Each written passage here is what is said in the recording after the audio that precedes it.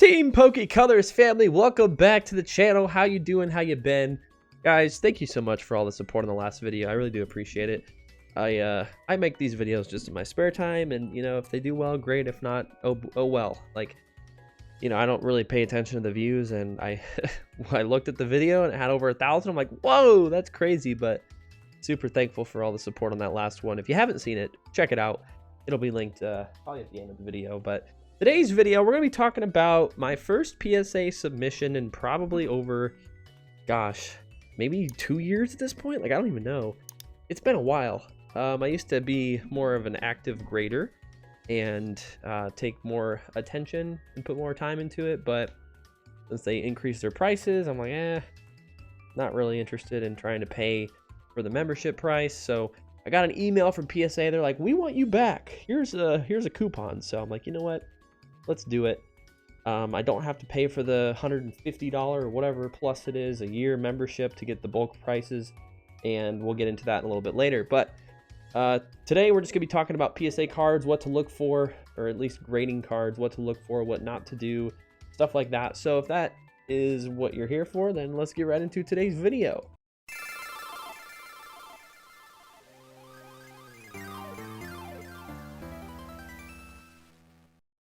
So this lot of cards was in my PSA graded backlog. These were cards I wanted to grade and just for the sentimental value. And I probably will still grade all of these Arceus cards because I just think they're baller. I had to pick 6 because that was what my coupon said I had to do. So I really had to go through and kind of figure out like, okay, what do I really want to grade right now?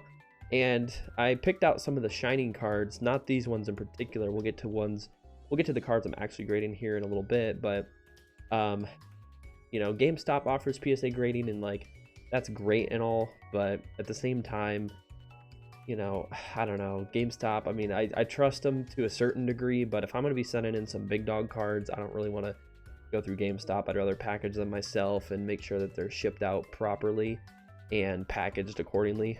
Just my personal preference. I'm not against grading with GameStop. You know, obviously depending on the cards and what you're trying to grade might depend on whether you go with them or you try to do it yourself, or even a middleman service. But yeah, for example, let's take a look here. So these Arceus cards are secret rares from Platinum Arceus. They all go together. If you haven't noticed, this says, what is that, 3? Yeah, so AR3. It goes 1 through 9. And what's cool is they kind of line up. So imagine like you have those two that line up. This one's number 1. Think, yeah, so we'll just do these 3 as an example. So these big hoop things, they kind of get closer and closer as the artworks go along the line. So it's really cool that they did that. And you know, you get to the middle, it does this little like double eyeball thing, and then it just reflects back the other way. So I'd love to get all these graded just in a sequential order. Not worried about what they would actually grade. These are more for sentimental value. These are like one of the biggest purchases I made back in the Panini times, we'll call it. And I just love the artworks on these cards. The idea, really cool. But taking a look at some of the conditions on the cards, I mean, some of them are pretty decent. Like this one's got a little white speck right here. So like already looking at a 9. We got a white speck up there, and I'm not even sure about the surface. So, you know, if you're going to grade cards nowadays, you're pretty much going to have to plan on getting 10s. Even if it's vintage, like vintage is a little bit different, but for modern, let's focus on modern, for example, and I'll get to the cards I'm actually grading. Looking at modern specifically, more often than not, a PSA 9 is going to be just about the same price or a little bit below the price of the card itself, ungraded. So look at this card, for example. This is a little bit of a different example, but let's pretend this is just the standard Charmander, okay? PSA 10 value, no idea. I'm not going to look it up. You guys can look that up, but take my word for it. It's obviously going to be more than the raw card. Pretend this is not here, right? This is just the regular version we're talking about. But if it's a PSA 9, because it's a modern card and these illustration rares are very difficult to grade in 10s, the 9 is most likely going to be very similar to the raw price of the card. Maybe a little bit cheaper, honestly.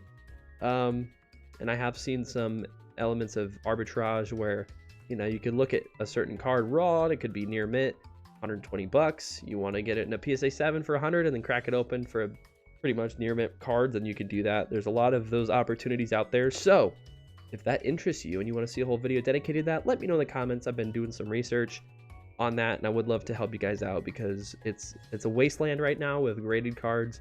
And I guess PSA is opening a location in Germany, so we're probably going to get more graded cards in the market. Not that they would be all English, because we might get, you know, different languages thrown out there, but pretty cool nonetheless.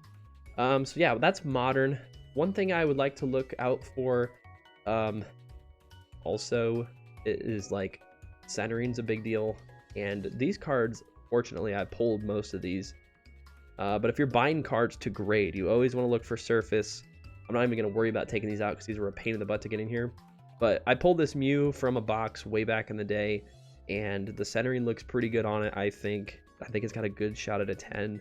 A 10 goes for around $250. A PSA 9, we're looking at like 80, 90 bucks, I think. Which raw price of this card, I think, is around 70. So it's fairly close. Again, really big thing is just to look out for surface wear, scratches, dents especially. You'll see that a lot with vintage cards, but this is my PSA submission lineup. This card here has been in my collection for God knows how long, and I looked at it today because I'm like, I want to grade. Obviously, I want to grade some shinings, and these are the best of the lot in terms of centering. Like, I want all these to hit 10s. And then obviously we have an Umbreon V Alt Art Chinese, which is cool, but I did pull it. And, you know, I got this through some packs through the TikTok shop from an affiliate sort of thing, promo things. Like, I didn't pay anything for this. I got this for free, so heck, might as well grade it. The texture is incredible on it. It's a lot better than its English counterpart, and the Japanese is very similar. The only difference between Chinese and Japanese is the back is the English back, which is kind of cool. And then they also add this little, in Chinese, they add the little, if I can get it to focus, there's a Pokemon logo right there. Very small, but it's very important. Just look for that if you're buying Chinese cards. If they don't have that, it's probably a fake. But yeah, and then obviously my Pokemon Center Charmander. Love this promo. I was a huge fan of the Charmander promo before it even skyrocketed in price. I have 3, not of the Pokemon Center stamps. I have 2 other ETB promos, and I do have a sealed version of this box, so I could get another one if I wanted to open it up. So who knows what I'll do. But these shining cards, again, another monumental time in my collecting, you know, journey. I got into Shining Legends back in 2019 when they were starting to pop off the shelves pretty quick, but I was able to get the collection box and then the, you know, the ETB promo. So I feel like these got a good shot, and I love the foil on these. They don't do this foil anymore. I don't think they do a different shiny foil for all the shiny special sets. I'd love for them to bring this foil back for these shining Pokemon. Like, I don't know, it's just very nostalgic because it's very similar and reminiscent of the shining cards from back in the Neo days. So huge fan of these. Definitely hoping to get 10s on those. And then lastly, this guy right here. So I mentioned I had this in my collection for who knows how long. And I was looking through my old school binder because I'm like, I'm going to grade all these cards, all these modern. I mean, I guess this is technically Sun and Moon, so like mostly modern. Like, I don't even know what is considered modern anymore, but basically no vintage here. Because vintage is super hard to grade. And like a lot of my vintage cards are either damaged or they got scratchy. And like this guy right here is super clean, very well centered. He has some very minor light scratches on the foil. I'm hoping they overlook that, but maybe it's, I mean, I don't even think you could really see it. Okay, you can kind of see it. There's like 3 little lines right there. That's a good angle right there. 1, 2, and 3. Very light scratches, and then also on this side, there's also that's on the top surface. That's not on the card. Pretty sure. Hope. Yeah, that's on the. Where is the? Let me see if I can locate the other scratches. There's one like right here. Very hard to see. Again, they'll see it. Hopefully they don't dock me too many points. But honestly, this is one of those cards where I love the artwork. Huge fan of the Fire Red Leaf Green set. It's one of the earliest sets I remember growing up playing the video game from in Pokemon. So this has got some, you know, sentimental value in that aspect. But look at the back. The back is perfect, dude. Like, I don't even know how I was able to acquire a card in this good condition, and I haven't graded it yet. It's very well centered. I looked at the surface before putting it in here, and there's like nothing on it, which is very, very hard to come by for these older cards. A lot of them have like smudges or dents or scratches or just hidden crap that wouldn't be good to grade. But I'm super pumped to grade this one. I'm like, man, PSA, maybe PSA 9 would be cool. PSA 8's okay. 7 or less, I'm gonna be a little upset, but I'm not gonna get rid of it. It's one of those personal collection items, and you know, the artwork is just incredible. Plus the foil, and you have the reverse foil, and there's also a swirl right here too, which I noticed. So like, you know, you got all three things you could want in a vintage graded card, in my personal opinion. So hopefully gonna grade this bad boy and get a 10. Probably not. There's like, I'm really hoping they don't see these scratches. Maybe they just overlook them, and maybe they're just like not enough to justify docking from a 10 to a 9. Maybe, I don't know. They'll probably, I'm hoping for a 9, and if anything else, maybe we get lucky with a miracle and have a 10. 10 would be bonkers. PSA 8 I'd be okay with. 7 or less I'd be a little upset, but I would understand because it's, you know, a vintage card. They usually grade those a little bit heavier in terms of the weight in which points come off for the grade. Like if this was a modern card and these scratches were on here, it would be a PSA 9 all day. But because it's vintage, I have a feeling they might be like, let's make it a 7. I hope not, but this is my submission. I'm gonna send it out soon, very soon, probably tomorrow as of recording of this video. And with this service that I'm going to use, they say it's around a 45-day turnaround time, which is pretty dang good, honestly. So I got to figure out what order I want these sequentialized in. Not that it really matters, I guess.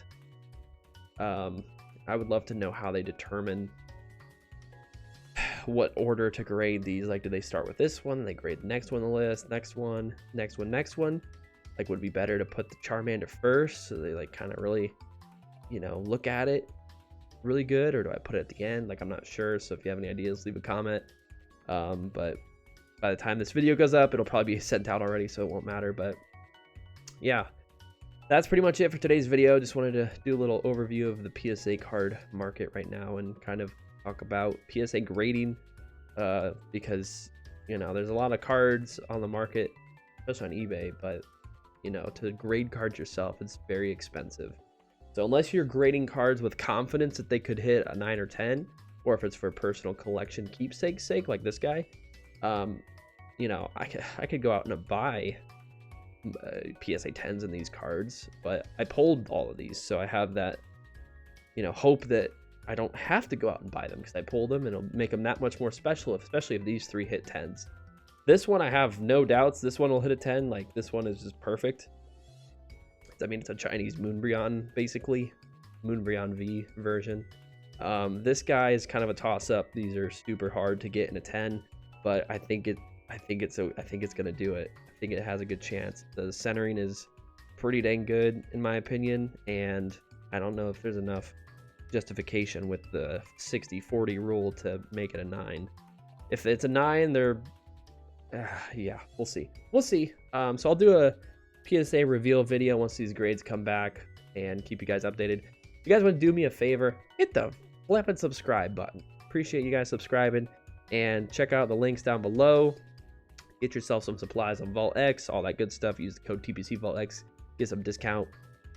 And be sure to follow me on Twitter. I'm doing weekly giveaways, doing daily postings, all kinds of stuff, trying to increase the awareness there. Started a Poke podcast on Twitter with some friends of mine. Super excited to see where that leads. So if you really want to get the scoop, definitely come over there and, you know, make an account. You don't even have to, you know, use it for anything but my stuff, because my stuff's pretty important. And yeah, a lot of stuff going on in the market daily. A lot of stuff going on over there, but hopefully you guys enjoyed today's video, and we'll see you in the next one. Peace.